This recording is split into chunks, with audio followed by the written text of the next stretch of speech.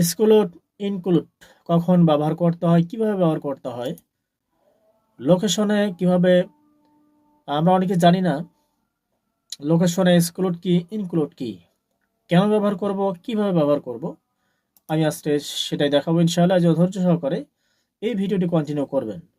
Engagement campaign করার জন্য চলে আসলাম। আপনি যে কোনো ক্যাম্পেইন করতে পারেন, অ্যাওয়ারনেস করতে পারেন, ট্রাফিক করতে পারেন, লিড করতে পারেন, প্রমোশন কিংবা সেলস ক্যাম্পেইন। তো লোকেশন, যদি আমরা লোকেশনে আসি, লোকেশনে আসার পরেই আমাদেরকে ম্যানুয়াল এঙ্গেজমেন্ট ক্যাম্পেইন অবশ্যই এখানে কন্টিনিউ করতে হবে। কিভাবে ক্যাম্পেইন রান করতে হয় আমি ইতিমধ্যেই দেখিয়েছি। আপনারা অবশ্যই যারা এখনো দেখেন না অবশ্যই দেখবেন। অনেক ভিডিও আছে কিভাবে এঙ্গেজমেন্ট ক্যাম্পেইন রান করতে হয়।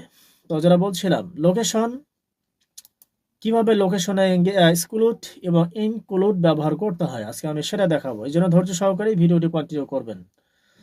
তা আমরা যদি লোকেশনে আসি, লোকেশনে আসার পরে আমাদেরকে যে কাজটি করতে হবে, এই দেখতে পাচ্ছেন লোকেশন, ইনক্লুড লোকেশন, তার মানে হচ্ছে পুরো বাংলাদেশে এখন ইনক্লুড আছে।